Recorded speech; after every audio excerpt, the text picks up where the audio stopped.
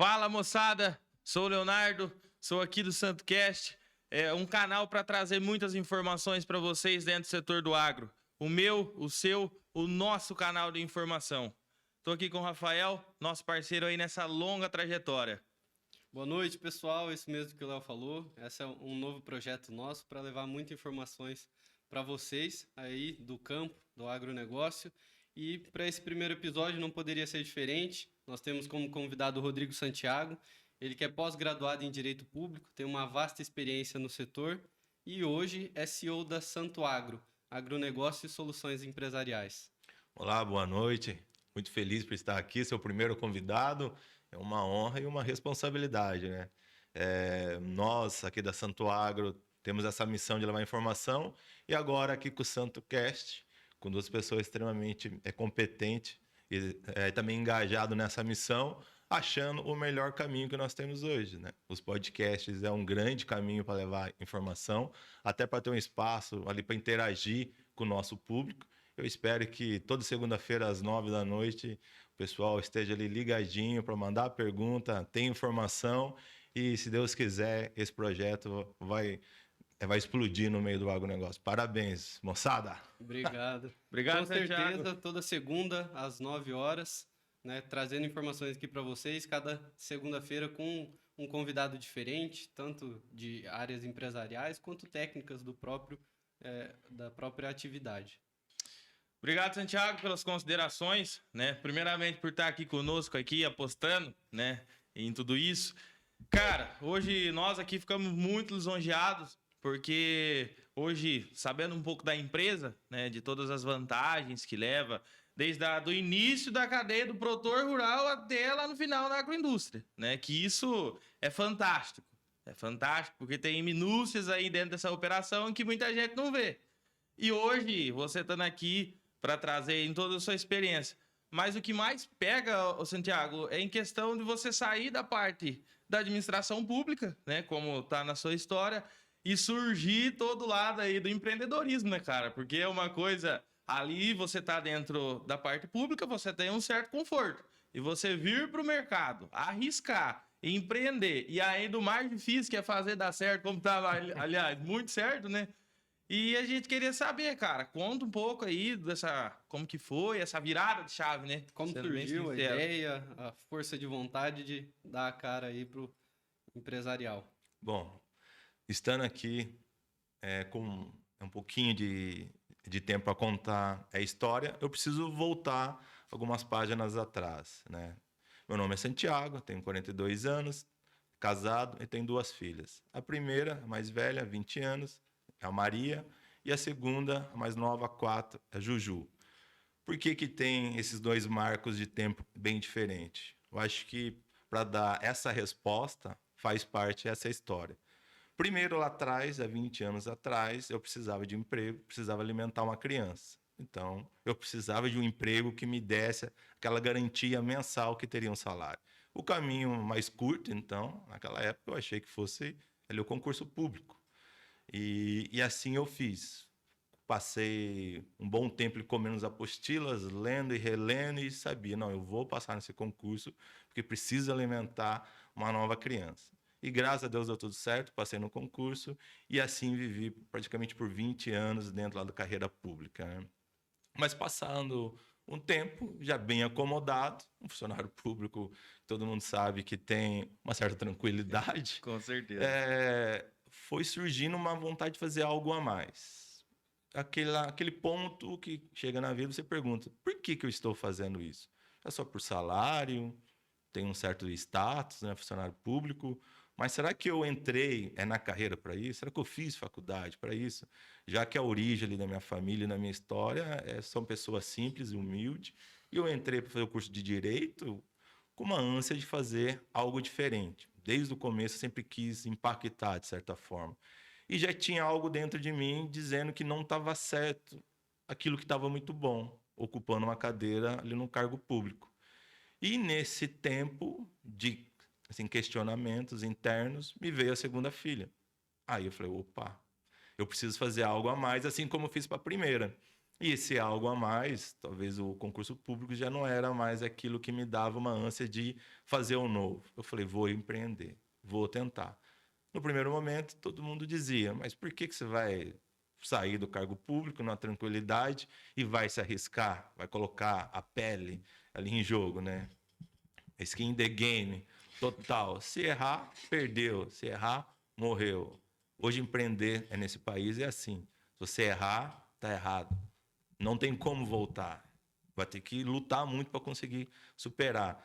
Mas com a vinda da segunda filha, eu falei, não, chegou o momento. Vou arriscar e sabia que não ia dar, que teria que dar certo. A única opção era fazer dar certo. Eu não ia expor a minha família e agora 2 filhas a um risco. Embarquei nessa jornada. Lógico, quando começa pequeno. Comecei com as empresas do Simples Nacional, que é bar, restaurante, pet shop e por aí vai. E começou a dar certo logo no começo. Dá certo com muito trabalho.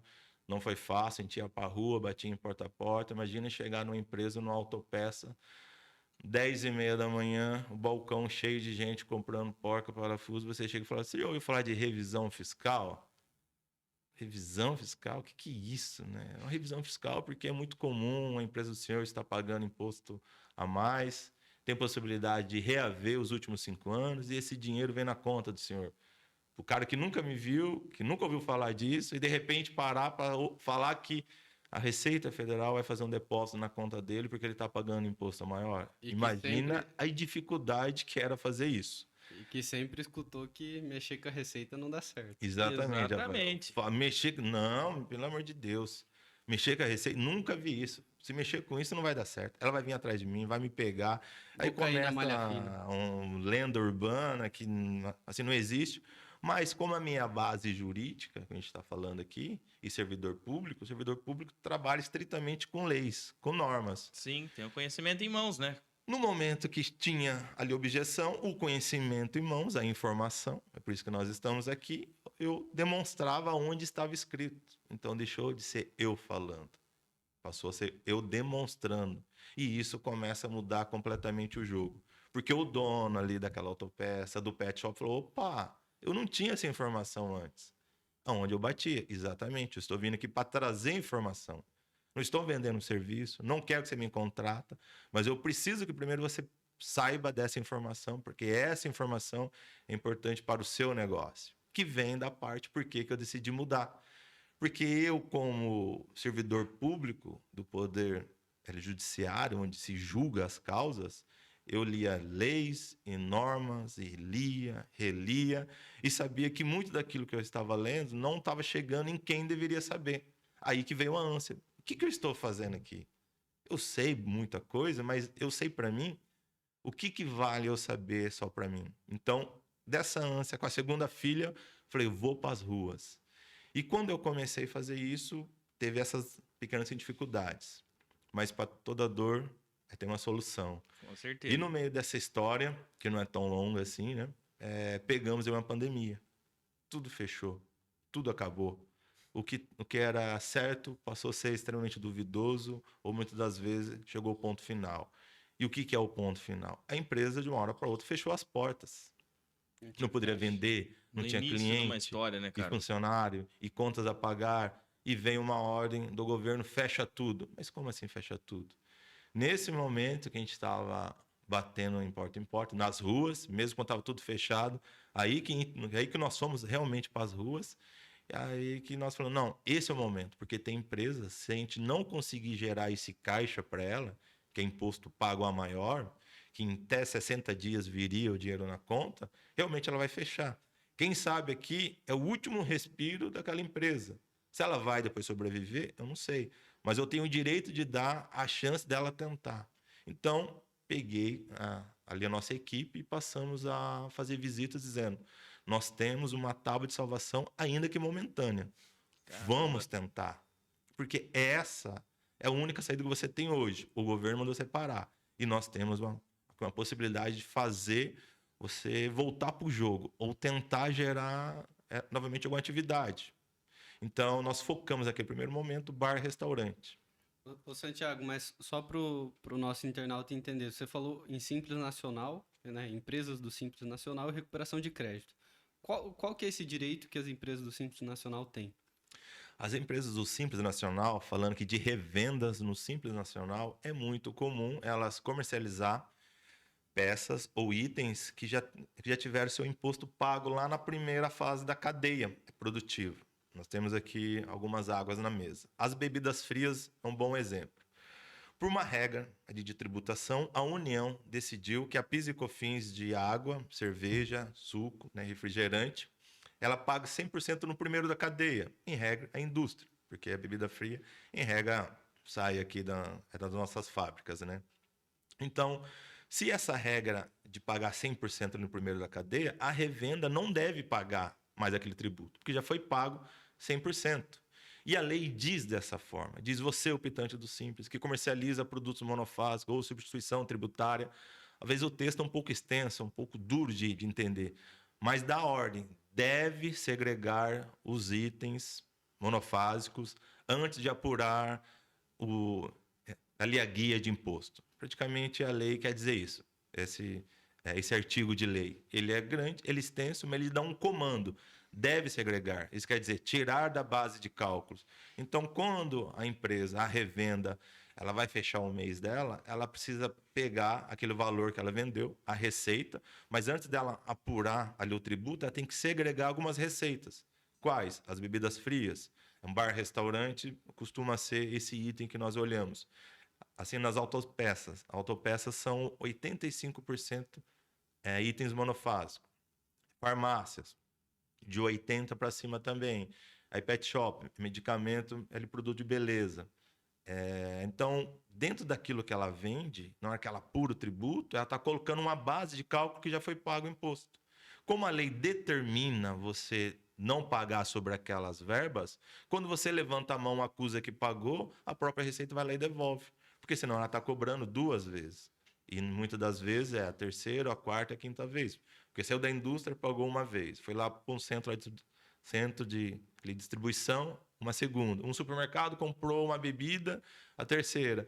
Você compra no supermercado e depois revende. Está todo mundo pagando errado. Caramba. E é por isso que, quando você pede, o valor vem de volta. Quando falou nunca vi isso, é porque realmente é raríssimo as empresas ficarem atentas e buscar aquilo que é um direito dela.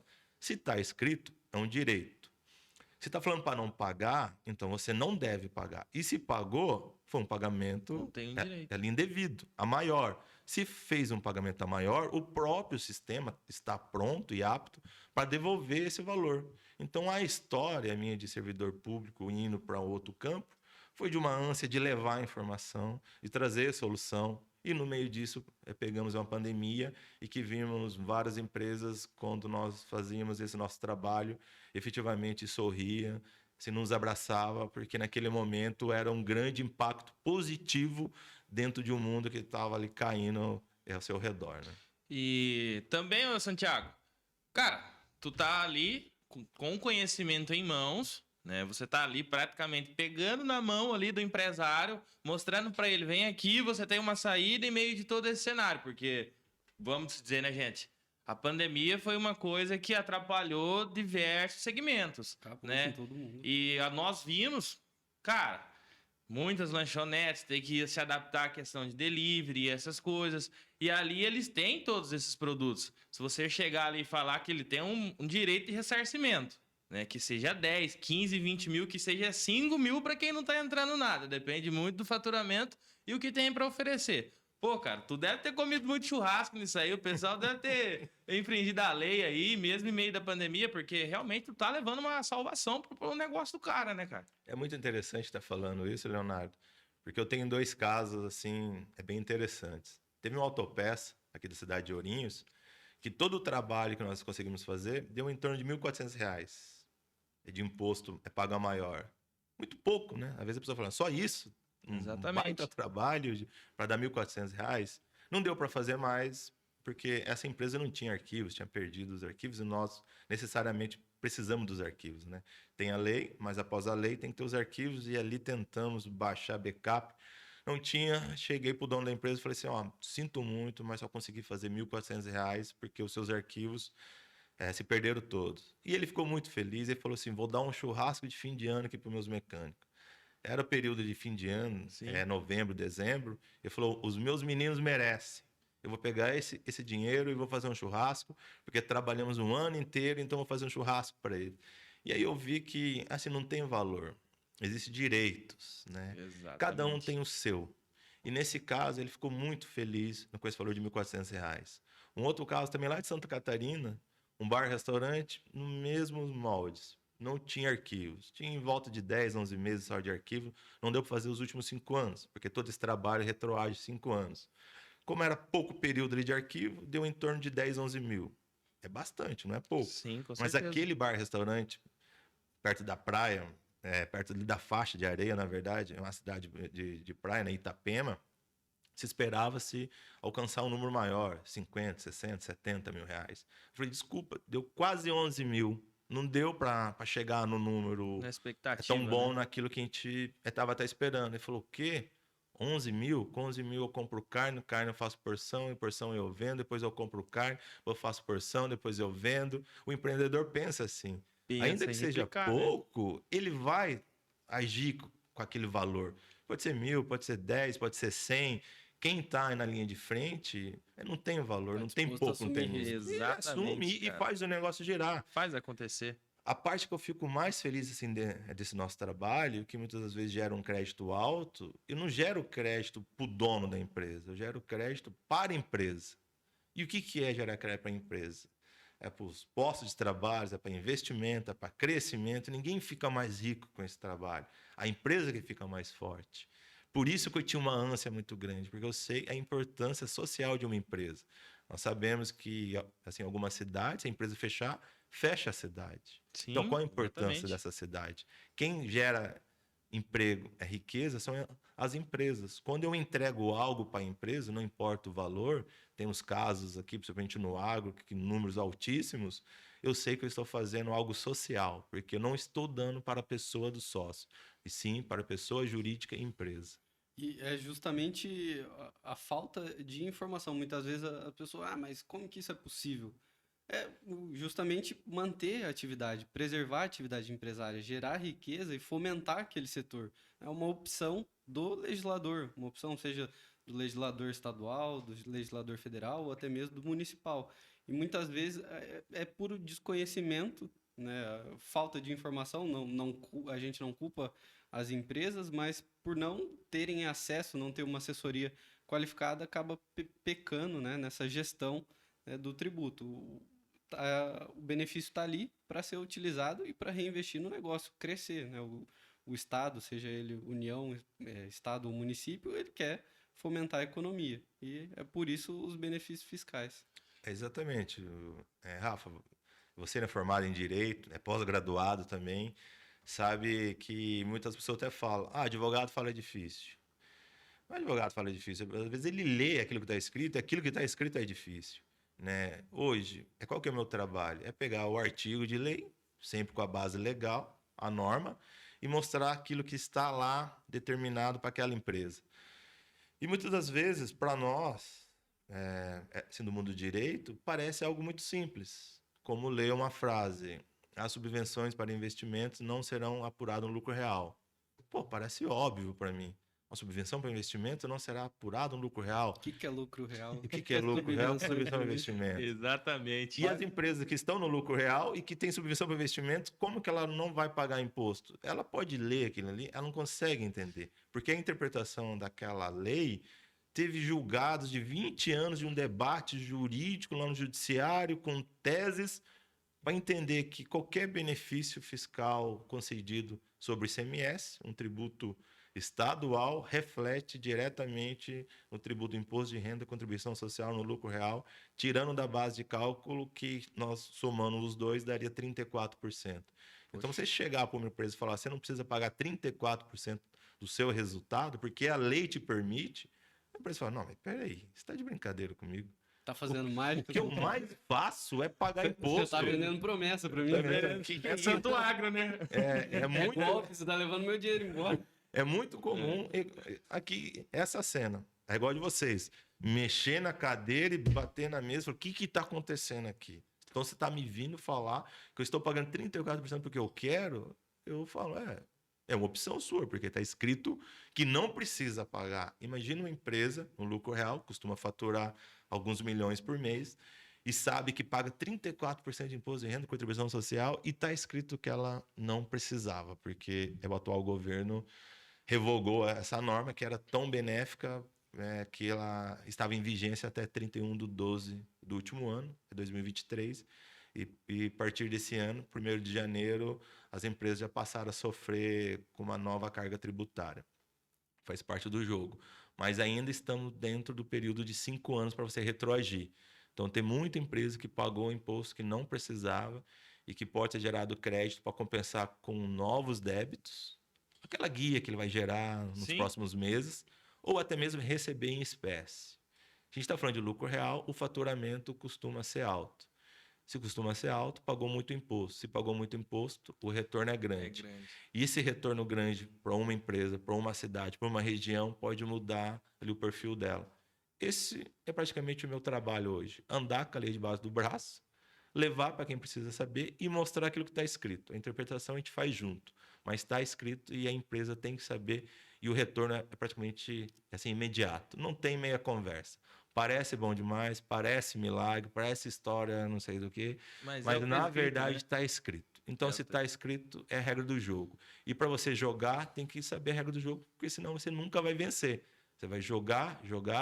Enquanto o colega do lado tá... O colega do lado olha e fala, mas o número não fecha. Por que ele consegue, eu não consigo? Porque talvez ele saiba a regra do jogo. Você está só jogando, só suando a camisa, enquanto ele está fazendo o gol e está levando os louros da vitória. Né? E também vendo, ô Santiago, o empresário, desde o primeiro momento, né, ele talvez não busca ali quais são as suas oportunidades além, porque ele tá ali. A perspectiva dele é o quê? Se ele tá produzindo, fazendo algum produto, ele, vou gastar isso aqui de insumo, vou produzir e vou vender.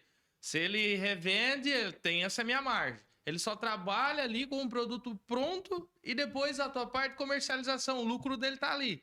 Você tá vindo trazendo para nós aqui hoje, né, que além de tudo isso, tem lá, vamos dizer, que o Estado, o federal, coloca os impostos a ser pagos, que talvez não deveriam ter sido pagos naquela cadeia, que tem a questão do monofásico, né? Que a gente estava batendo um papo também. E ali, cara, tu vai levar realmente uma solução. É muito interessante que nem tu pontuou. Cara, tu tá ali levando um capital a mais para a empresa, para investimentos internos, mas você não tá fazendo aquilo ali pro empresário, cara. Ali você tá conseguindo ter o empresário fôlego para ele manter paz de família, para ele manter ali a economia girar, folha de pagamento, investimento interno. Cara, é um trabalho espetacular, né? É um trabalho espetacular. E me diz uma coisa, Santiago. Como questionei você, que você saiu da parte pública aí, cara, os primeiros, conta rapidinho só deixa bem breve para nós. Quando você fez esse primeiro trabalho de ressarcimento, assim, para os próximos, como que foi, cara? Porque deve ter sido uma reação tremenda. Um fez, o vizinho quis fazer também, pô. É muito engraçado, né? Porque quando você começa a fazer, realmente você precisa do primeiro. Sim. O mais importante é o primeiro. Como eu estava dizendo aqui, a primeira autopeça foi muito difícil. E até tem uma história também de autopeça, aproveitando para contar, que nós estávamos rodando, batendo de porta em porta e falava ali para a equipe, pessoal, a nossa missão é levar a informação.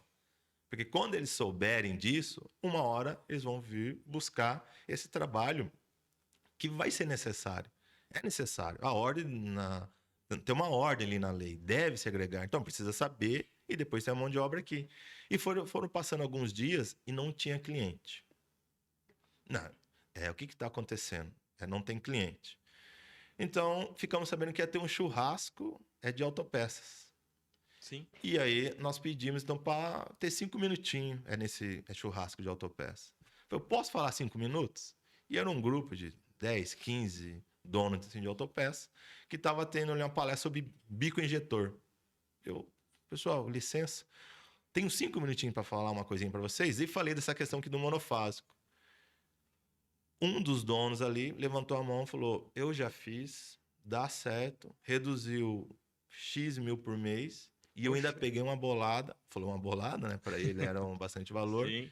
Resolveu minha vida. Um olhou pro outro, mas as coisas boas não chegam pra gente, então Então, aquilo que era 5 minutos virou 15 e todos que estavam ali falou, amanhã passa lá na minha autopeça. Então, no dia seguinte, eu tinha 15 clientes praticamente esperando para fazer. E eu passei só para dar o ok. Sim. Posso fazer análise lá? Porque esse é nosso trabalho, a gente pede para fazer uma análise. Não chega já entrando na empresa, abrindo um gaveta, não tem nada a Poxa, ver. isso é muito A bom. gente explica que existe um direito, passamos aqui nessa história em 15 autopeças e pedimos para fazer análise de um mês para ver o quanto que estava tendo de ganho, o quanto estava perdendo.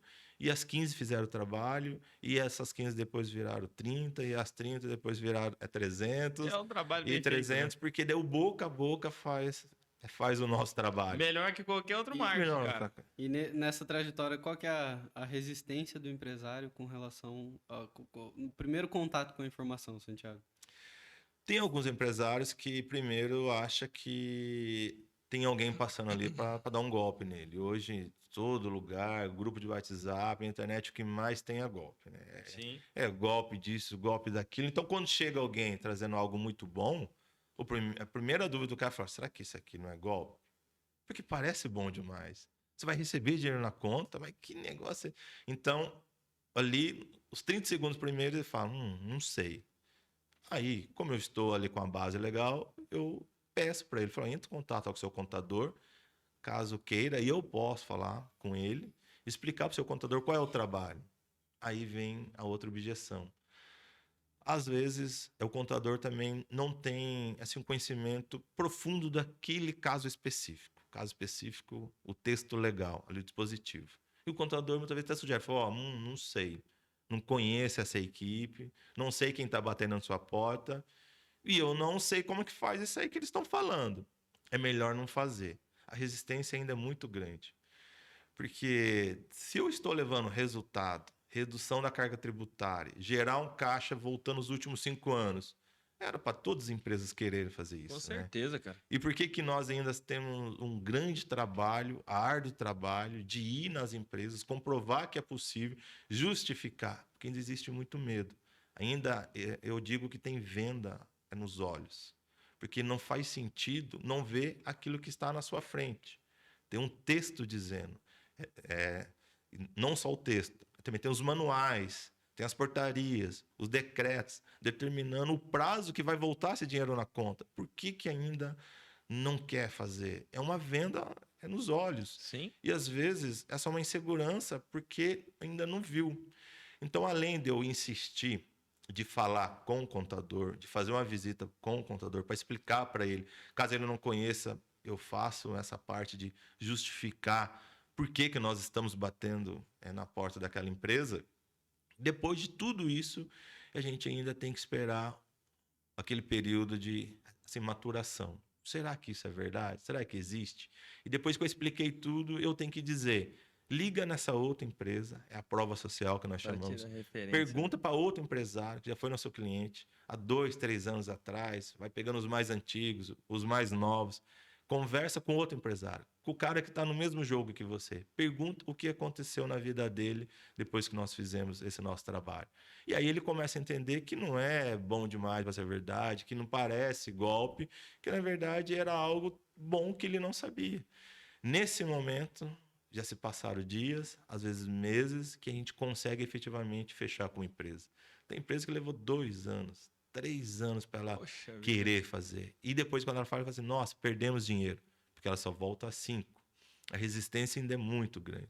E a resistência, acredito que seja simplesmente falta de informação. Por isso que esses canais, eventos, palestras, em grupo, isso é muito importante, porque traz força. Quando está em grupo, todo mundo se sente mais tranquilo. Não estou sozinho, eu não estou exposto. Não tem alguém me enganando. Nós estamos aqui trabalhando em conjunto. Então, esse nosso trabalho de assim, convencimento é diário e não é fácil. A resistência é absurda, por incrível que pareça. Santiago, a gente falou do início da trajetória ali com o Simples Nacional, né, empresas de revenda de produtos monofásicos, bebidas, restaurantes, mecânicas. E quando que chega o agronegócio nessa trajetória da Santo Agro? Aí tá falando minha praia, hein? Aí eu gosto. é assim, muito engraçado, né? As pessoas perguntam assim, por que você foi pro agro? Quando que você quis ir pro agro? Eu ouço muito essa pergunta, sabe? Porque eu não sei de onde que vem a dúvida. Primeiro, nascido e criado em Ourinhos, na região extremamente agrícola. Pé roxo. É roxo que pode esfregar que ele não fica branco Não mais, fica. né? Lá É do pé vermelho. Itamaraty, Itamaraty, Terra. correr na terra. Aqui só tem praticamente empresas agrícolas, ou Sim. dentro da cadeia do agronegócio. E não foi que eu fui pro agro. Eu estou dentro do agro, eu nasci no agro, eu sou o agro. Era difícil quando eu fazia esse trabalho de revisão em Santa Catarina, falando o nosso jeito caipira, com R, porta. puxado, Poxa, com porta, certeza. porteira, portão. Quantas vezes eles tiravam sarro do meu R, né? Pedia para falar assim, fala Cornélio Procópio. E só falar para a pessoa rir. Nossa, o jeito que ele fala porta, eu não sei o quê.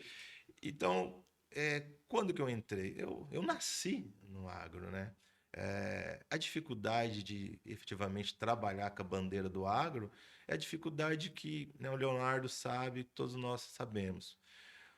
O agro tem aquela imagem de inacessível, que ninguém quer Exatamente. ouvir nada que é novo. O agro é antigo, é arcaico, ele é do jeito É deles. da cardenetinha até Não hoje. quer falar com eles com coisa nova porque é do jeito deles. Você não vai mudar a cabeça de ninguém. Isso eu cansei de ouvir.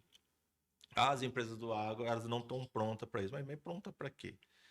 Quando eu falo com produtor, falo com empresa do agro, cooperativa, uma agroindústria, eu estou falando de lei novamente. Sim. Eu estou cumprindo o meu dever, esse é o meu dever, de levar para eles quem precisa saber. Se é um produtor, então nós vamos falar com o produtor. Mas o que eu vou falar com o produtor? Não vou falar de caput, de decreto, vou falar do direito dele. Existe o direito, é justiça, e existe as normas. Eu posso falar aquilo que é justo, posso falar aquilo que é um direito dele, e não preciso ficar lendo norma.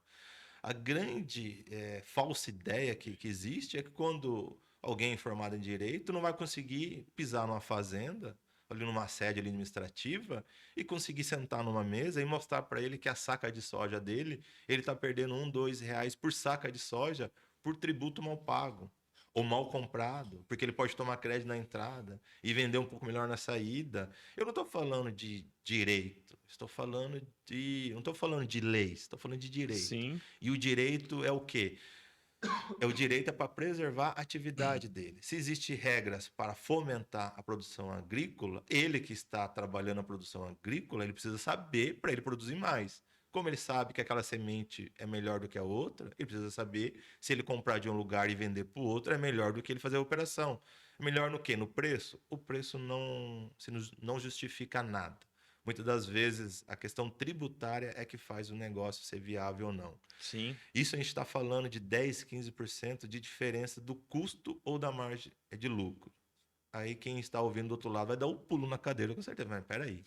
Pagando 15% Eu a não mais. tenho margem de lucro de 15%. Eu estou ouvindo um cara falar que pode mudar de 10% a 15%? Sim. Se você conseguir tomar crédito de todo o custo ali da sua produção, que nós podemos falar depois só desse item, crédito de ICMS para o produtor rural, e se a operação de venda dele estiver ali equalizada, que o produto dele esteja mais atrativo de forma tributária para o próximo da cadeia, com certeza ele consegue agregar valor, reduzir o custo da entrada. Nessa matemática de números, o número é azul, não é vermelho. Tá todo mundo chorando de preço da saca de soja, tá caindo, a produção foi ruim, quando na verdade o ajuste fino está lá pronto para ele ser feito. Fino porque ele tem que ficar atento aos detalhes.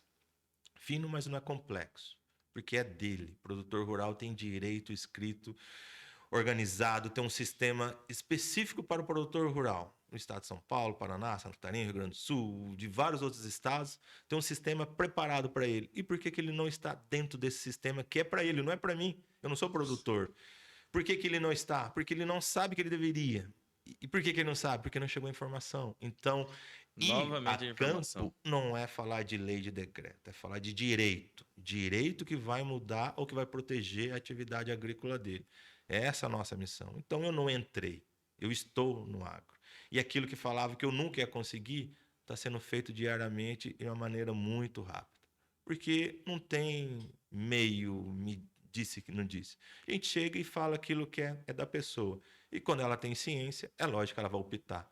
Depois que colocou luz naquilo que estava escuro, fica mais fácil ela ter o poder de decidir. O que nós estamos vendo hoje, as pessoas não decidirem por falta de informação.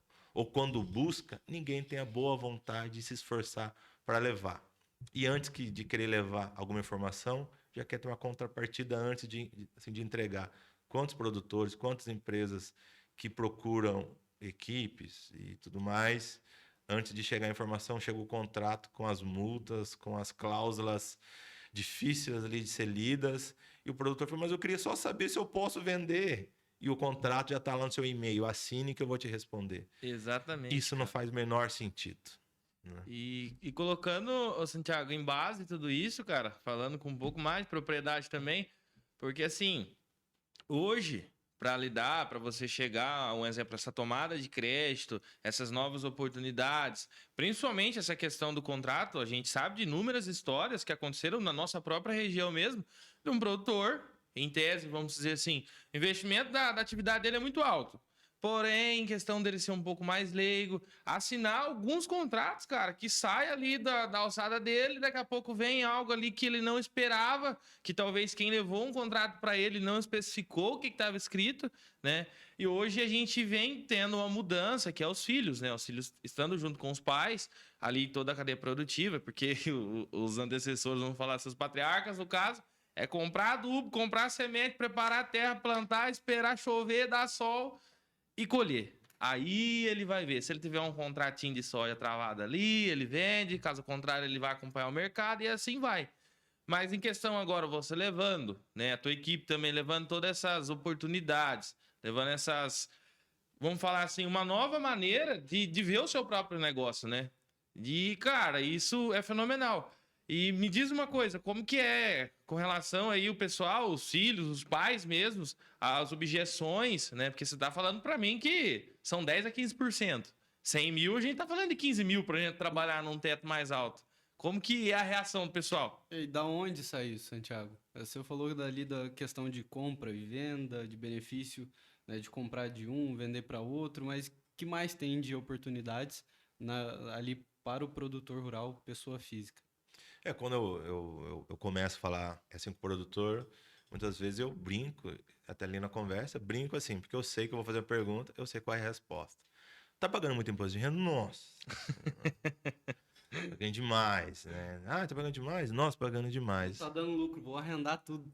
Vou parar com isso aqui. Se eu soubesse, cara, assim, ó. É 40 anos falando que vai arrendar a terra e tá ali plantando tá ali. ainda. É porque ele gosta, né? Quem Nasceu pra quem isso, planta, cara. quem vive, nunca vai parar. Aquilo ali é a vida. Mas ele sabe que não é fácil. A gente está falando que da margem de lucro é muito apertado. Então, quando ele fala que tá pagando muito imposto, eu falo daí tudo que é a base do nosso sistema jurídico. Não é assim que eu explico, mas é. Eu digo, o senhor produtor rural, a sua missão constitucional, eu posso dizer bonito, é produzir alimento, não pagar imposto. Eu que consumo, que pago imposto. Se o senhor está pagando imposto, o senhor não consegue produzir. Se o senhor não produzir, eu não consigo comer. Se eu não comer, eu não vou pagar. Então, o sistema já começa a ficar todo invertido. Eu só começo a dizer isso para ter uma ideia que produtor rural tem que produzir. Tem o imposto de renda, que é tributo à riqueza, nós sabemos. Mas existe a sistemática de apuração do imposto de renda. E muitos pegam ali o faturamento e aplicam uma alíquota. E acha que aquilo ali acaba sendo o melhor dos mundos. Eu vendi 100 mil, vendi 1 milhão, vendi 10 milhões, aplico uma alíquota, eu tenho que pagar imposto de renda. Quando, na verdade, a lei ela traz hipótese de você fazer as deduções do imposto de renda, do custo ali da sua operação. Você começa a organizar.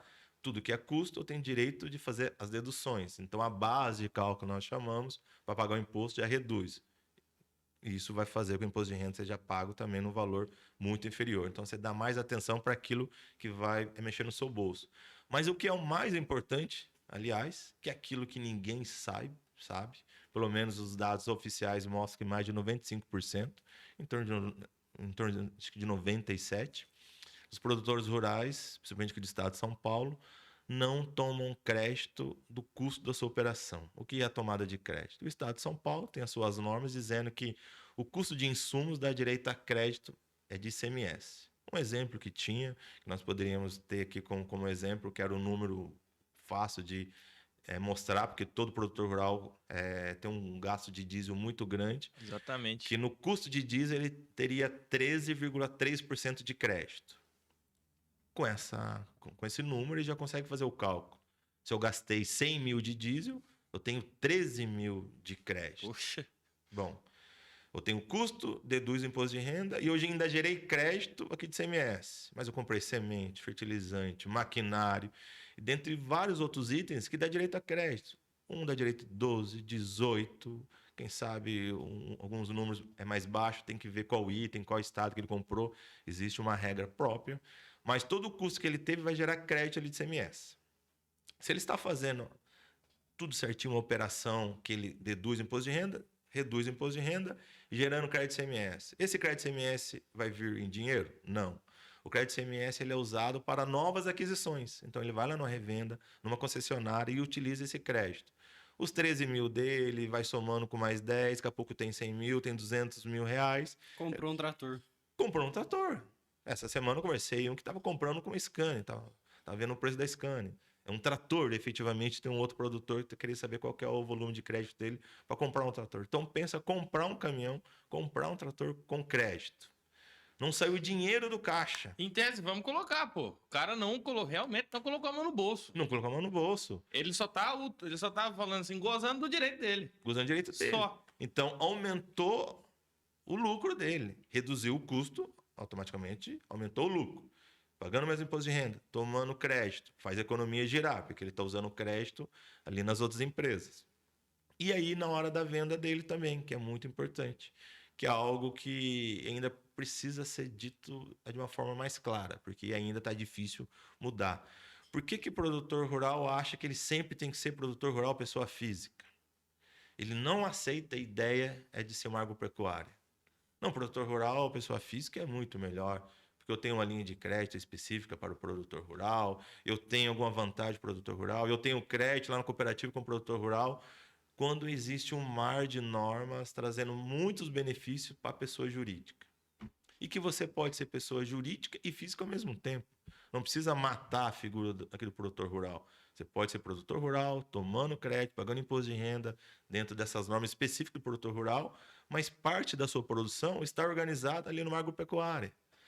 Para quê? Porque a venda do seu produto, muitas das vezes, vai ser vantajosa para o próximo da cadeia se comprar de uma pessoa jurídica, não de uma pessoa física. Sim. Falando aqui de sistema tributário, manutenção de crédito ou não. Gestão tributária. Então, se ele vende a saca dele por X reais, ali na agropecuária, às vezes ele pode cogitar aumentar o preço e falar, ó, o meu produto é muito mais vantajoso. Você vai comprar uma saca de milho minha e está indo crédito PIS/COFINS. E qual que é o crédito PIS/COFINS de uma empresa do lucro real que compra de uma outra empresa? 9,25. Então, a empresa que está comprando está ganhando crédito de 9,25. Então, eu posso aumentar meu preço que ele ainda vai estar ganhando 6%, 7% em cima dessa operação. Então, eu ganhei alguns reais a mais. Alguns reais a mais na venda, reduzindo o imposto de renda e tomando crédito. Quando você organiza ou segrega as suas atividades de uma maneira um pouco diferente, tudo fica mais claro até para ele saber onde que ele está ganhando, onde ele está perdendo. Muito produtor rural fala, eu sou produtor rural. E bate no peito que é um grande produtor rural. Quando eu pego para olhar, 70% do que ele faz não é atividade de produtor rural. Ele tem uma logística, prestador de serviço, ele é empresa de transporte, ele faz de tudo, cara, tem muito e uma parte é produtor rural. Então eu falo, calma, o senhor tem uma frota aqui dentro. É uma empresa dentro do O senhor tem uma empresa que presta serviço, o senhor planta, colhe cana, você tem um maquinário incrível. Vamos separar essa outra atividade. Você tem 15 fazendas, 15 áreas que o senhor planta. Vamos colocar essa outra área num outro formato aqui. É mais vantajoso. Aqui para nós, Ourinhos, divisa aqui com o estado do Paraná. Existe alguma vantagem tributária? Comprar, vender de lá? Nós sabemos que algumas indústrias aqui do estado de São Paulo só compram milho do estado do Paraná. Sim. E tem milho do lado ali da empresa. Por que ela não compra aqui? Simplesmente por questão tributária. Então, quando começa a falar, vai mexendo com tudo ali na família. Porque você fala, ó, Existe esse número. Mais de 95% de produtor não toma crédito sobre o custo da sua produção. O crédito é seu e vai ficar mais barato na sua compra, porque você vai ter praticamente dinheiro vivo, porque crédito é dinheiro. A empresa vai Sim. receber como dinheiro. A sua forma de tributação, vamos falar sobre ela. Você está usando o máximo que tem esse benefício fiscal? O produtor rural é para produzir, não é para pagar imposto. Se você está pagando muito imposto, será que não é porque você está ficando muito rico mesmo? Não está na hora de você organizar essa riqueza pessoal numa riqueza de uma pessoa jurídica? A pessoa física acumula riqueza, a pessoa jurídica gera riqueza. O sistema tributário lê isso totalmente diferente. Se eu estou acumulando bens, será que não faz sentido eu colocar um pouco desses bens aqui na pessoa jurídica? A atividade agrícola fica na pessoa rural. Mas o acervo de bens faz sentido colocar na pessoa jurídica. E talvez a linha de crédito lá no banco fique mais barata, porque uma pessoa jurídica ela é mais estável que uma pessoa física. Mais organizada. Sim. Mais organizada, e a pessoa física pode morrer a qualquer momento. A pessoa jurídica está lá escrito que, na falta do dono, do sócio, quem que vai assumir? É muito mais tranquilo eu emprestar dinheiro hoje para uma pessoa jurídica que tem fazendas dentro dela para dar em garantia do que uma pessoa física. A pessoa física pode fazer qualquer, pode ficar doente. O Covid foi uma prova disso. Pessoas Sim. saudáveis acabou perdendo a vida. Então, vai começando a falar de vários assuntos e tudo isso reflete em números. E, às vezes, não aumentou a sua produção agrícola, mas a margem de lucro cresce e muito.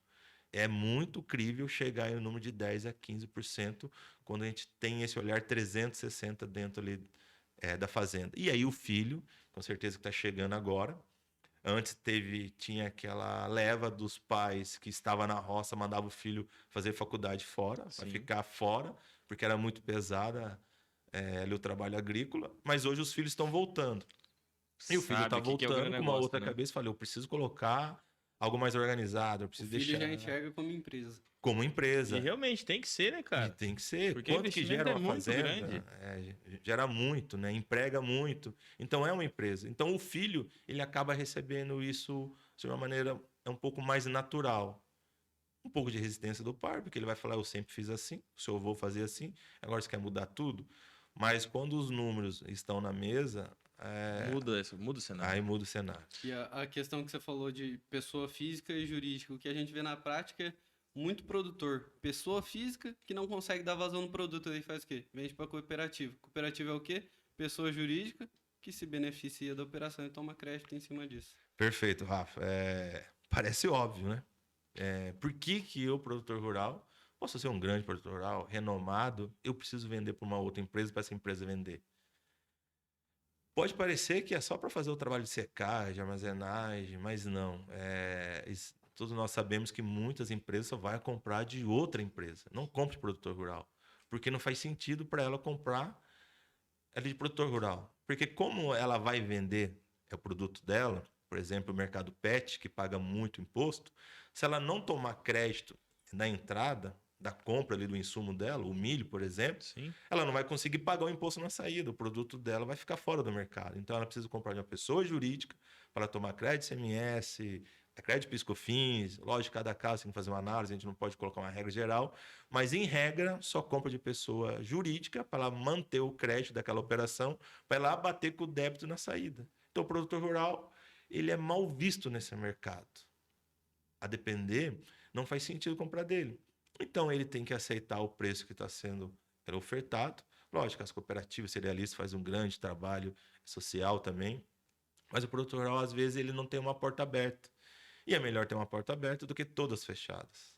Se eu posso, quem sabe, naquela operação, definir que o meu produto hoje está um pouco mais atrativo, porque se comprar de mim vai manter o crédito, eu sabendo dessa informação, eu consigo Oxe, fazer o melhor negócio. com E quem certeza. produz sabe fazer negócio. Sim. Mas se ele não entende o que ele pode gerar de lucro para o próximo, como que ele vai fazer um bom negócio? Então, às vezes, o preço assim, não faz sentido. Porque quando você faz o cálculo, isso praticamente a gente faz quase todo dia, se você comprar uma saca R$2, R$3 a mais, com preço superior a mais de uma empresa, é mais vantajoso do que comprar R$2, R$3 a menos de um produtor. Esse cálculo mostra que é muito mais vantajoso pagar a mais de uma pessoa jurídica do que de uma pessoa física. E o produtor rural que vai ficando nesse formato empresa, ele tem funcionário, ele tem maquinário, ele não entendeu que ele pode ser essa empresa do agro, uma agropecuária, por exemplo, ele está negando um direito que é dele. Voltamos aqui a bater na tecla do direito. É um direito seu se organizar. A agropecuária é atividade produtiva, só que mais organizada, com mais benefício, com mais regime tributário, talvez no lucro real que não paga o lucro. Então muda todo o jogo. Uma empresa Sim. do agro bem organizada, hoje, no lucro real, é para não pagar imposto. Mas se eu crescer muito e faturar milhões, não é para pagar imposto. Mas como assim eu não vou pagar imposto? Quanto mais eu cresço, menos eu pago. Esse é o sistema no agro. É a fase produtiva. Se está pagando, tem alguma coisa errada. Tem alguma dor que a gente precisa sanar. Uma empresa do agro, ela toma tanto crédito que ela abate o débito. Se tiver imposto de renda para pagar, ela tem crédito PIS/COFINS, ela vai lá, compensa, que a gente fala, abate. Ela tem INSS, ela tem crédito PIS/COFINS, abate. E ela está tomando tanto crédito que sobra dinheiro e ela recebe. Quando eu pego assim alguns produtores e mostro que aquela empresa que ele vende o grão, ali o cereal, ela não está pagando imposto, ela está recebendo dinheiro na conta e fala, mas não é possível, cara. E eu pagando tanto imposto, está pagando tanto imposto, mas também não está tomando crédito, não está fazendo ali uma presunção de uma margem de lucro que na verdade não existiu naquele ano, está deixando a vida me levar. E aí a conta realmente não fecha. Pequenos ajustes pode dar grande salto dentro ali daquela fazenda. Sim, e vem e melhora, né, cara? Você leva um cenário totalmente diferente. Como você mesmo está dizendo, você está dizendo desde o produtor, desde ali uma cerealista que recebe ali todo o material, todo o produto, e dizendo assim, ô Santiago, aqui na nossa região, a gente está aqui situado aqui em Ourinhos, né? Santa Cruz do Rio Pardo, é um polo comercial no agronegócio que é um fenômeno, né? E ali, você tem alguém que você atende, que você faz algum trabalho, que você possa aqui explanar para nós, que realmente você gerou uma mudança, algo do tipo assim? Santa Cruz é uma página bonita da minha história. Não foi fácil, mas naquilo que era a minha missão de trazer um impacto social, eu acredito que ali eu consegui cumprir, né, com o meu dever. Desde quando passamos a ter o nome Santo Agro, defender efetivamente algumas pautas, nossa grande meta era fazer algo que fosse assim, impactante. E não para nós, para a sociedade. E algumas safras atrás de soja, eu praticamente assim, me sentia um maluco gritando no deserto e dizia que não precisava pagar ali determinado tributo. No caso, fundo rural, nas exportações. Santa Cruz tem várias empresas que trabalham com a soja, eles comercializam e praticamente 100% exporta. A nossa Sim. soja aqui na nossa região, ela praticamente toda exportada. Se nós estamos mandando para outro país, tem uma regra que fala que nós exportamos produtos e não exportamos tributos. Então já começa a fazer uma outra leitura. Se eu sei que a soja ela vai para a China, por exemplo, então ela não deve pagar PIS/COFINS, ela não deve pagar outros tributos, tal como ICMS. Mas o Fundo Rural todo mundo pagava. E o Fundo Rural, no caso, representava 1,3%. 1,5%, mas a lei hoje diz que não precisa pagar 1,3%. 1,3% pode parecer um número pequeno, mas diante dos milhões de soja produzido, que aqui na nossa região, na verdade, Muita coisa, são cara. bilhões, esse reflexo... Quanto que é esse número, Santiago, da região? É, Para o pessoal ter uma ideia. olhando... O poder daqui da região de Santa Cruz, Ourinhos. Os dados oficiais da CAT, Secretaria da Agricultura, fala que na nossa região, na micro aqui, região, Sim. produz 7 bilhões de soja. O número que você, assim, espanta. 7 bilhões? Estou falando aqui de Santa Cruz, Cândido Mota, pegando um raio menor que de 100 quilômetros. É bem menor do que isso. Fatura 7 bi. Se a gente colocar um número 1,3%, que era cobrado assim, de fundo rural, imagina quanto de dinheiro que tirava do campo, que esse dinheiro sai do bolso do produtor, que ia para os cofres públicos de maneira indevida. Então eu peguei as normas e dizia, ó, tem normas hoje da própria Receita Federal, instrução normativa, dizendo que não incide nas exportações. É uma regra, não incide nas exportações. E aí, algumas empresas, a cerealista, a primeira dúvida, mas Santiago, eu não sou trade, eu não exporto produto, eu vou vender para trade. Que é aí que faz a outra parte, vamos interpretar. Porque, na verdade, não incide nas exportações, ainda que indiretas. E o que isso quer dizer? Que toda a cadeia do agro não deve pagar imposto. Por que nós tínhamos antes? Só a trade que está lá no porto, colocando o grão dentro do navio, que não pagava imposto. O produtor rural que estava suando sangue aqui na roça, pagava imposto. Isso não faz o menor sentido. Então, ali em Santa Cruz, que tem grandes empresas, eu dizia e mostrava, não precisa cobrar do produtor rural. E chegou um momento que teve um grande consenso. Praticamente, uma dezena de empresas falou, é verdade. Está escrito que o produtor agora já sabe disso. Isso, de tanto nós falarmos, o pessoal começou a ter ciência. Os contadores também falaram, não, é verdade, está escrito empresa. O jurídico também confirmou. Chegou um momento, Santa Cruz do Rio Pardo parou de cobrar fundo rural. Aí todo mundo quis, né, cara? E aí, só dizendo ali de produtor rural, dentro ali daquela área que eles atuam, assim, uma estimativa, porque daí foge um pouco o número, né? Mas pelo menos a gente pode dizer que teve um impacto indireto, porque não saiu do bolso do produtor, algo assim, superior a 40 milhões de reais. Poxa. Então, quando eu falava que queria muito assim, impactar a nossa região, eu consegui, ainda que indireta, assim como as exportações indiretas. Assim como nas exportações indiretas não tem tributo, eu consegui indiretamente. Eu não sei quantos produtores rurais não precisaram pagar fundo rural da última safra de soja aqui na nossa região. E daí a nossa região ficou bem famosa por isso. O pessoal lá não cobra fundo rural. O pessoal lá não cobra fundo rural. Como se fosse algo único. Uma ilha dentro do estado que não estivesse cobrando fundo rural. Mas, na verdade, é uma ilha onde foi iluminada, porque todos sabem que existe uma norma dizendo que nas exportações não incide fundo rural. É proibido cobrar fundo rural. Então, se apenas uma pessoa falando de um assunto trouxe um impacto, uma estimativa de 40 milhões, imagina se a gente espalhar isso por outros estados, outras regiões, o que pode gerar no nosso agro? O agro gera mais de 100 trilhões no ano de receita. O quanto de dinheiro que se perde com essa falta de atenção na forma de pagar tributo. Próprias informações da Embrapa, salvo engano, diz que o maior desafio do agronegócio é a gestão tributária. É a gestão tributária. Então não é clima, então não é chuva, então não é praga, é gestão tributária. Isso não foi uma empresa voltada a falar de direito tributário, ou falar de normas. É um órgão que está cuidando da produção e está trazendo ali como informação ali praticamente a maior dor, a maior dificuldade é a questão tributária.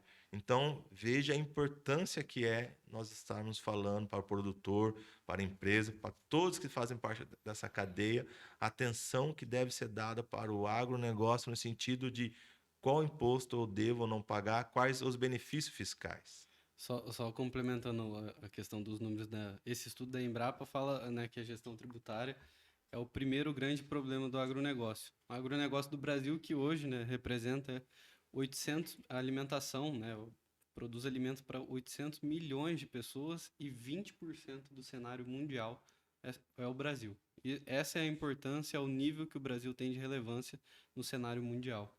Então, quando a gente está falando aqui de impactar o agronegócio, a gente está falando de Brasil, está falando aqui de Santa Cruz, está falando de Ourinhos, está falando do estado de São Paulo, está falando de outros estados e está falando do mundo. O nosso agro, os números indicam que nos próximos 5 anos, nós vamos estar ali com parcela muito superior a 20% a nível mundial. Nós vamos efetivamente alimentar o mundo. Nossa produção vai aumentar. E só voltando algumas páginas atrás aqui, Léo, que você falou que vai dando um jeito, vai comprando, vai plantando e vai vendo se deu certo ou não deu. Isso é muito comum. Quando acha que não está dando certo, só aí que vai procurar alguma melhoria ali tributária. Quando tá tudo ruim, tá tudo perdido, quando na verdade a gente sabendo que vai crescer, que vai aumentar, então já teriam que estar praticamente nos trilhos. Vamos primeiro deixar o trilho feito, fazer nossa estrada de ferro, para que esses grãos, né, que vai produzir, eles consigam passar por esse trilho mais tranquilo. Hoje, falando, tentando trazer assim, essa forma de pensar, a nossa produção está andando em estrada de terra cheia de buracos. Sim. Não consegue andar. E quando vai, quebra. Não consegue estar praticamente correndo sobre os trilhos. Porque se paga muito imposto e não usa de muito benefício fiscal. O que nós poderíamos ter de mais emprego, mais investimento e mais produção, só falando aqui de direito tributário, é algo inacreditável. E pegando também, né, ô Santiago, falando em tudo isso, cara, porque nós aí, como no início o Santiago tinha falado, tá no meio do agro, tá tudo isso, tá vendo o que tá acontecendo, cara, você para pra ver os números e uma coisa que tá escrito, voltando àquele início que a gente tava falando das empresas, Simples Nacional, né?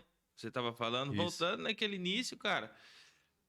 Você está fazendo a mesma coisa dentro do agronegócio, porém a gente não está falando de 100 mil, 200 mil, 500 mil, a gente está falando de milhões, cara. E que é o suporte da economia. É o suporte da economia. Uma grande parcela do PIB está dentro do agronegócio, é o agronegócio que é responsável. E, cara, isso realmente é um fenômeno. E tem mais uma coisa também, Santiago, que a gente tem para você poder explanar para nós aqui, para todos os espectadores também, questão dos órgãos representativos dentro do estado de São Paulo, né, que até mesmo você teve uma reunião com o pessoal lá em São Paulo. Santiago, você poderia passar para nós o que foi tratado, o que você foi defender, né, algumas pautas lá também, né, que é muito interessante, né, para nós aqui. Quando nós estamos falando aqui de números, 95% dos produtores não tomam crédito de ICMS. Bom, esse número a gente não pode apenas falar aqui, achar que é um número grande, ou bonito, ou estranho. É preciso ser feito algo. Então, dentro dessa missão nossa de estar tentando trazer algum impacto assim, positivo, nós vimos que não tinha mais como ser apenas aqui na nossa cidade, aqui na nossa região. Tinha que ser um âmbito um pouco maior, porque é impossível mais de 350 mil produtores que está trabalhando, que está sofrendo com esse clima, não ter um direito líquido e certo ali em uso. Então, nós começamos a procurar órgãos que pudesse trazer assim, uma grande ajuda. É a FAESP, é a Federação de Sindicatos Rurais aqui do estado de São Paulo, a Secretaria de Agricultura, e com isso vai trazendo uma nova forma de pensar. A Santo Agro, ela não é simplesmente uma empresa prestadora de serviço. Efetivamente, nós temos algumas pautas, algumas bandeiras do agro, para onde nós pegamos as dores, aquelas que estão ali no campo, e levamos também para o outro lado que precisa ouvir. Por incrível que pareça, alguns setores assim, do Estado têm mapeado alguma informação. A Secretaria da Fazenda sabe que 350 mil produtores não emitem nota fiscal eletrônica e que não tomam crédito. A Secretaria de Agricultura talvez não está compartilhando essa mesma informação. O meu trabalho, assim como é levar informação para o campo, também é levar informação lá no Palácio dos Bandeirantes. Porque o secretário de Agricultura precisa saber dessa dor do campo.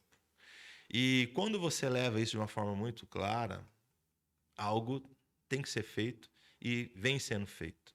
Então, a Santo Agro, na verdade, ela hoje carrega algumas bandeiras, não só do produtor rural, como também de algumas empresas, né, cerealistas. Existem algumas regras hoje internas aqui que nós estamos vendo que está punindo as cerealistas. Isso falando do milho.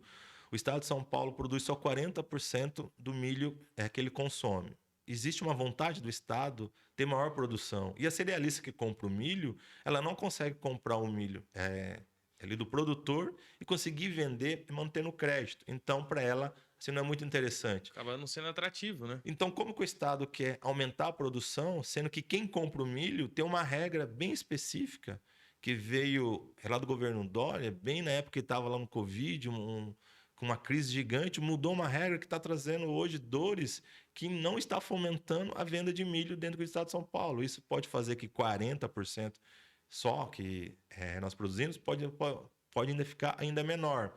As cooperativas têm alguns benefícios fiscais para elas que não está chegando nem para elas mesmas. Elas saberem quais são. E está diretamente ligado às cooperativas e aos produtores rurais. O produtor rural não sabe, a cooperativa ainda não sabe. Como que vai fazer esse fomento aqui da nossa atividade agrícola aumentar? Cerealistas sendo punidas. Agora, recentemente, por incrível que pareça, o Estado de São Paulo está multando a cerealista de forma retroativa. Olha que caso aqui interessante para a gente trazer. A vida da cerealista não é fácil, a margem de lucro dela também é bem pequena. E aqui no nosso estado se exporta muito. E assim, é lógico, é sabido que uma carga de soja que sai de uma empresa aqui no interior não vai chegar com o mesmo peso lá no Porto de Santos. Não Vai tem cair como, o né, grão, cara? se perde. Qual que é essa mudança de peso? 5 quilos, 10 quilos, 20 quilos. Se perde. É quebra técnica que se chama. Tem estudo sobre isso, tem norma sobre isso. Mas o Estado veio agora de uma maneira assim, bem surpreendente, punindo desde lá de 2019 essas pequenas quebras técnicas. Então, cada caminhão que foi para o porto, que perdeu um pouquinho, então o Estado pega 20 quilos. Esse 20 quilos, em reais, era quanto? E aplica a alíquota de 18% de ICMS. Mais juros, multa, é correção. De pouquinho em pouquinho, as cerealistas estão tomando multa de alguns milhões, de forma retroativa. Cara, mas. Sem Coloca direito a 20. crédito e tomando multa, daí fica E difícil. coloca, às vezes, falando 20 quilos por caminhão por carreta que vai. Cara, mas e o movimento que tem dessa logística, tirar todo esse produto aqui da nossa região para o Porto de Santos? Agora tu faz uma soma. Cara, acha que 20 quilos é pouco, mas coloca aí em 100, 200, 300, 400 caminhões e multiplica. Milhares de caminhões. Milhares de caminhões. Então, aí que entra a parte de Santo Agro ter algumas pautas. Porque, para mim, eu poderia só fazer a defesa. Eu tenho capacidade, tenho equipe técnica para fazer defesa. Poderia estar fazendo centenas de defesas. Nossa, que legal, eu tenho bastante trabalho. Mas não, a gente falou, peraí, é uma dor que precisa ser sanada. Então, batemos lá no Palácio dos Bandeirantes, levamos essa dor. Falei, peraí, as nossas empresas, que do estado de São Paulo, estão sendo punidas de uma forma que não faz sentido. Porque essa multa está vindo por falta de comprovação de exportação. Se você não comprovar que foi exportado, você paga o ICMS, porque quando exporta, não paga o ICMS. Mas como você não comprovou que foi exportado, então você paga. Mas como que eu vou comprovar aquilo que se perdeu? Não foi entregue, não chegou o grão. Então seria impossível chegar. E que por mais que troque a carga, vai perder. Alguns quilos vai perder. Então não faz sentido pegar os bilhões produzidos dentro aqui do estado de São Paulo e pegar milhares de carretas e esse pouquinho em pouquinho aplicar multa, juros e chegar num número absurdo que as empresas elas não vão suportar. Se elas forem pagar todas essas multas, algumas vão fechar. Ela não estava preparada para pagar 5 anos de multa com juros. E a multa parte de 75%, mais correção. Os números ficam enormes. Você toma uma multa de 19 mil, mas você olha lá na última linha 600. Você toma de 120, mas na última linha deu 1 milhão e 200. Qual é esse valor? Que valor gigante. De 2019 ali por uma venda que eu fiz que foi exportação, eu tenho contrato com a Aplicatrade, foi entregue, foi embarcado. O que se perdeu, eu vou ter que pagar a multa? Não faz sentido. Então, nesse momento, a gente recebe a dor e vai lá e conversa. Estado, nós precisamos falar sobre isso. É lógico que eu não vou chegar mudando tudo também dentro do Estado, mas é preciso falar sobre isso. É preciso falar sobre os produtores rurais, sobre as empresas, o que nós podemos fazer para ter mais produção, mais negócio, as manutenções de crédito, simplesmente voltar a uma norma que tinha antes. Por que foi mudado? Ninguém sabe explicar. Por que tem agora esse item aqui? Ninguém explica. Então, se ninguém explica, por que está aí? O dano que está causando para o nosso estado, né? O dano que está causando para o nosso agro, o dano que está causando ali para o produtor que não consegue vender o milho porque ninguém quer comprar o milho dele, se compra, joga o preço lá embaixo. Olha o prejuízo. O prejuízo é social. Então, voltamos sempre na pauta, levar informação para trazer impacto social. Começou com a empresa do Simples e agora a gente está falando de grandes empresas. Mas o meu trabalho é o mesmo. Né, cara? É mais responsabilidade. Informação, né? Mas o trabalho é mesmo. E até mesmo esse problema com, né, estadual das autuações, a gente também vê hoje em dia um problema de guerra fiscal entre União e Estado, né? Teve recente aí a alteração da lei sobre subvenções para investimento e agora o empresário ele está impedido de tomar crédito, é isso? Essa mudança aí foi bem polêmica, né? Porque foi feita uma lei, é uma lei complementar, ela já tem um quórum ali diferente. Ela foi debatida, ela foi discutida e ela foi criada exatamente porque lá em 2014, quando criaram uma lei muito boa, benéfica para as empresas, no sentido de gerar investimentos. Se é bom para a empresa, é bom para o país. Sim. E para isso é bom demais, a Receita Federal começou a falar, mas espera aí, parece que eu vou tentar criar uma regra aqui, porque isso aqui parece estar bom demais para ser verdade. É bem normal aqui no nosso país. Cria uma lei e depois regras bem menores, que deveria apenas estar olhando o que diz a lei para seguir. Não, regra menor quer ser maior do que a lei. Então, passado alguns anos, 3 anos depois, vem uma nova regra dizendo, não tem discussão. A lei é clara, a regra é clara. Não precisa pagar imposto de renda e esses benefícios fiscais dados pelos estados, sobre ICMS, altera completamente a base de cálculo do imposto de renda. E a União sempre queria mudar essa regra. Ela achava que assim, os estados estavam dando muito benefício fiscal. Mas é um direito do estado dar benefício fiscal. O estado pode fomentar negócios dentro ali do seu território. Mas a União falava, eu acho que você está sendo muito bonzinho. E ficava um questionamento.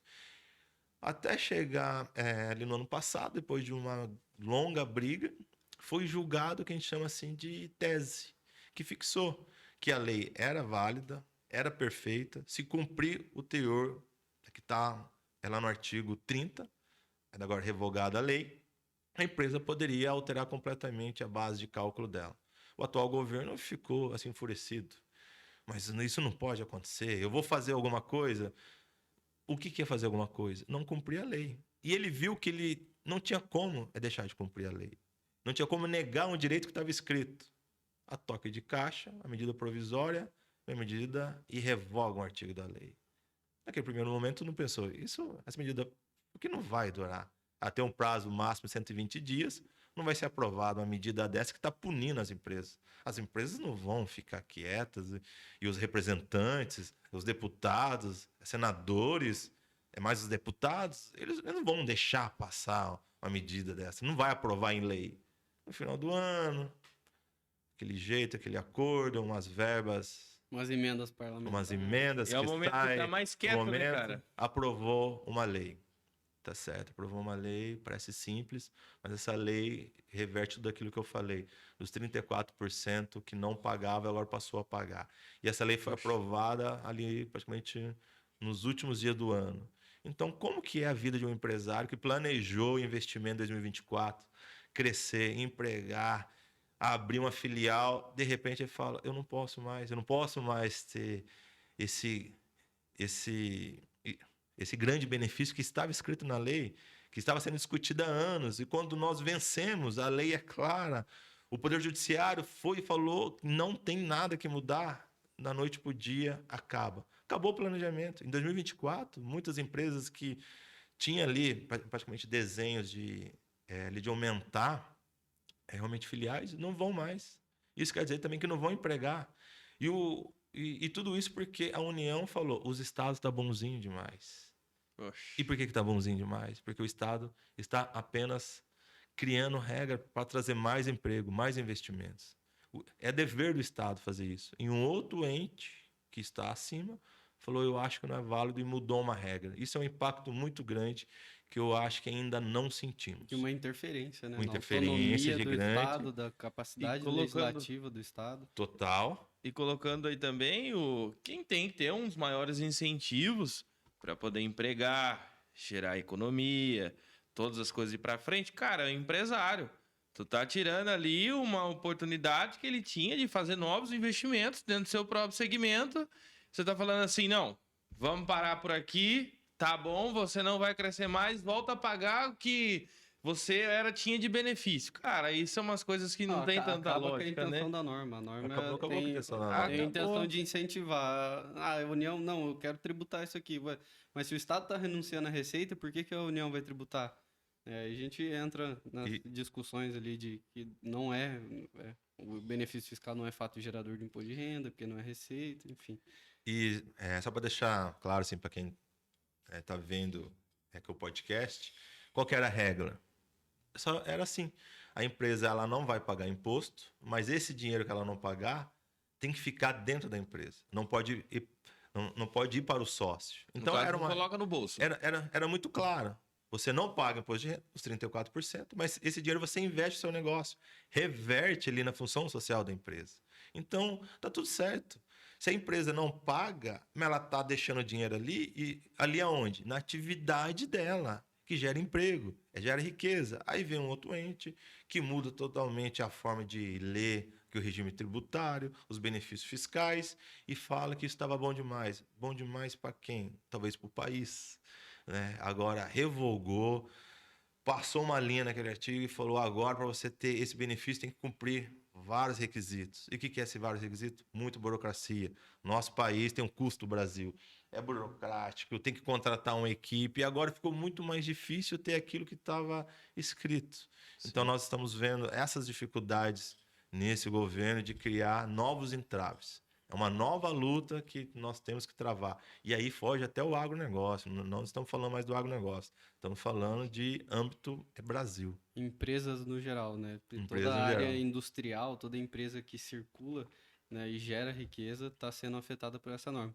E decorrência disso, como que está o cenário do judicial? Está tendo briga já? Está tendo decisões favoráveis para reverter essa medida, essa legislação? Como que está? Bom, quando saiu a lei, foi aprovada uma lei, a medida provisória então virou lei. No dia seguinte, o que nós sabíamos? Vai voltar todo aquele trabalho de muito contencioso, ou seja, muito processo, muita discussão, vários processos, as empresas indo buscar o direito dela, porque a norma é discutida. A gente precisa saber também, eu estou falando muito que a gente atua com norma, sempre ali na base legal, mas tem muitas normas que elas são normas que ela não atende o fim para aquilo que ela foi criado. Então, por isso que tem muito mandado de segurança. Não é porque está escrito que ela é válida. Exato. E essa acaba sendo uma delas. E a lei é nova, é bem recente, e já tem uma chuva de processo e uma chuva aí de decisões liminares. Por que é uma chuva assim de decisão liminares? Porque é tão claro que ela foi tão abusiva, que quando entra com esse novo processo, o juiz logo de cara, vamos dizer assim, já dá a decisão, fala: ó, afasta-se a aplicação dessa lei.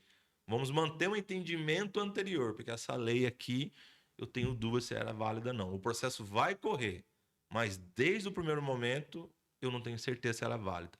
Para não causar mais prejuízo ou causar um dano irreparável à empresa, eu já afasto ela e você segue a sua atividade com a regra antiga.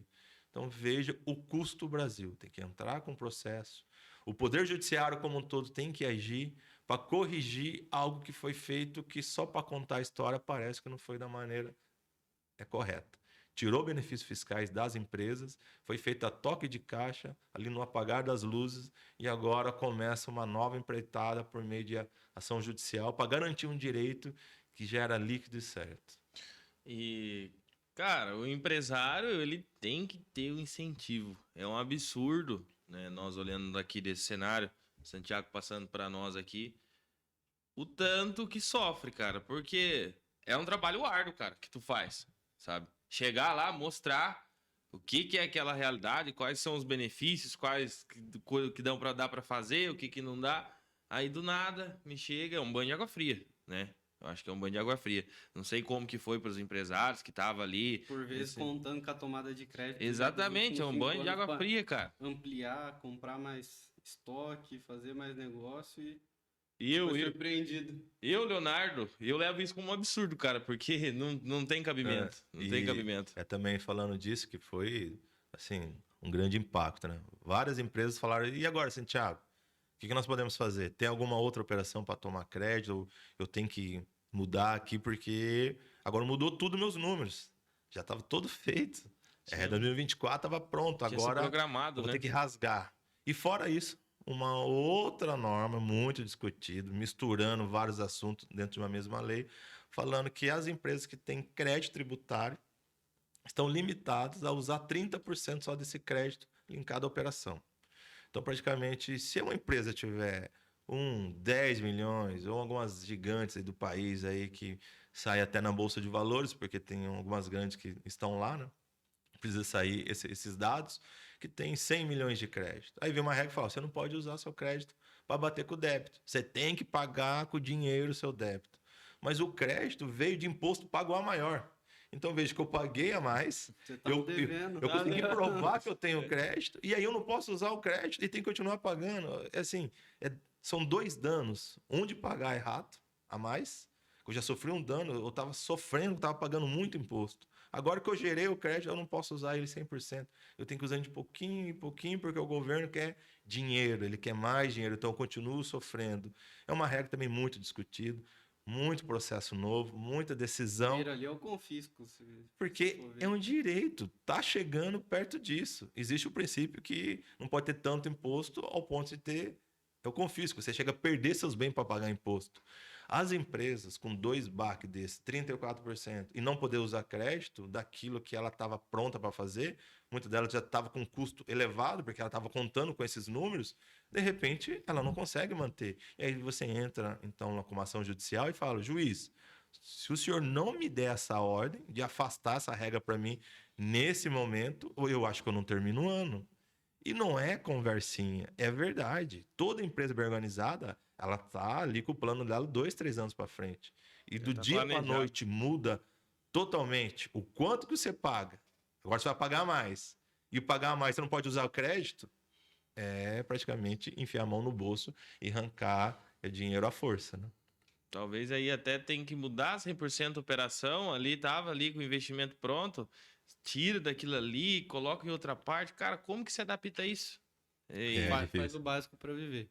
Faz o básico para viver. É isso que nós estamos vendo. Muita empresa que ela acaba o ano dela, o exercício dela, falou, pagamos as contas. Mas a empresa não foi feita para pagar a conta apenas. É para crescer. Para crescer, gerar emprego, lucro. Gerar o lucro. O lucro faz ela ter mais força para a roda girar. Então, e precisamos também que o nosso país tirar a ideia que se o empresário é um malvadão, é o cara que faz mal, é o cara que paga pouco. Isso é um discurso que não é verdade. O Estado, ele não mantém essa operação. Nós que estamos mantendo o Estado. As pessoas precisam saber que as empresas é que mantêm a cidade, são os impostos que mantêm os serviços, e o serviço público hoje não chega porque o dinheiro está sendo mal usado, porque vai muito dinheiro para o cofre público. E essa o Estado história que é gastão, não é a empresa que não paga Exato. imposto. A empresa paga muito. E essa ideia de empresário é malvado não existe. As dores que nós estamos todo dia andando, quantas e quantas vezes eu ouço ele cansado, vê essas regras mudar, e ele fala assim, eu só não fecho tudo porque eu tenho 100 pessoas aqui dentro. Tenho 500 pessoas aqui dentro. E não foi 1, 2 vezes. Isso tem empresa do Simples. Fala, cara, por mim, eu fechava tudo, trabalhava dentro de casa, eu vivia lá na garagem. Eu não preciso de tudo isso. Mas eu não posso, porque eu tenho pessoas aqui dentro. Esse é o verdadeiro empresário que existe aí fora. Não é esse que eles pintam aí. O agro também não é isso que eles estão pintando, que o agro mata, que o agro... Não, o agro Muita alimenta. falta de informação, alimenta. E com essa bandeira que as empresas são más e que o agro faz mal também, é fácil daí empurrar tributo, empurrar novos impostos, porque a massa fala, tá cobrando da empresa, tá cobrando mais imposto da empresa, a empresa é tudo rica, só que a empresa repassa o custo no produto, o salário do cara não sobe, fica um custo de vida mais alto, todo mundo paga o preço. A empresa paga imposto, o produto dela fica mais caro e tudo que chega também para você na sua mesa chega um pouco mais caro. A gente precisa entender qual que é o sistema que nós estamos vivendo. Quanto menos imposto, mais emprego, mais investimento. Mais imposto, tudo mais caro, menos emprego, menos rendimento. A gente precisa mudar para a gente ter força para os nossos representantes, deputados, para ele brigar para a gente. Não pode um deputado aceitar aprovar uma lei que está punindo as empresas. Tinha que ser o inverso. Ele tinha que estar lá lutando pelas empresas, não causando esse grande dano. Que aí cabe os meios legais, judiciais, para tentar reverter aquele texto que foi praticamente uma sentença de morte para muitas empresas. Sim. Pessoal, esse foi o primeiro episódio do nosso podcast, o Santo Cast. O Rodrigo trouxe muitas informações para a gente, principalmente aí para o agro, para o setor, né, empresarial, para o agronegócio, para o produtor rural, principalmente essa questão do Ecred Rural. A gente já está com o nosso tempo no limite, encerramos por aqui e ficamos aí abertos para um próximo debate, para trazer mais informações. A gente sabe que se pudesse ficava aqui até amanhã falando de tributário, de agro, de visão de mercado, do que a gente está vivenciando por aí. Com certeza, cara. Até a gente volta o agradecimento a você, né, Rodrigo, tá trazendo todas essas informações. Eu, como aqui falando muito do agro, há muitas coisas que precisam realmente melhorar, parte empresarial de todos os segmentos, né? E hoje agradeço a todos os telespectadores aí, Rafael, Rodrigo.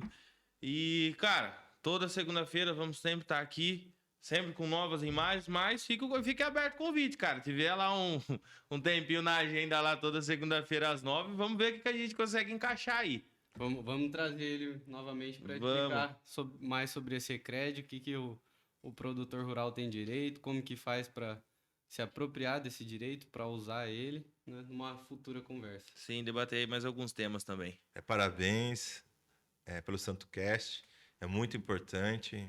Hoje sabemos que vários canais, várias mídias chegam naquela pessoa que precisa ouvir. Espero que hoje eu tenha falado de alguns temas que realmente são importantes para o agro. Acho que era essa que é a minha missão hoje. Desejo a vocês aí todo o sucesso do mundo. Muito obrigado. Que os próximos Santo Casts venham outras pessoas também com muita notícia, muita informação, muita história, bate-papo. Eu acho que eu fui mais no sentido aqui de informação, menos bate-papo. Espero, quem sabe, voltar aqui um pouco mais descontraído, só para contar outras histórias. Mas tem tanta coisa para ser dita que é impossível ficar aqui com vocês sem essa vontade de falar o quanto que a gente pode mudar o nosso agronegócio. Obrigado mais uma vez e é só chamar que eu estou de volta. Maravilha. É isso aí. É isso aí, galera. Pessoal. Muito obrigado. Valeu. Valeu. Até mais.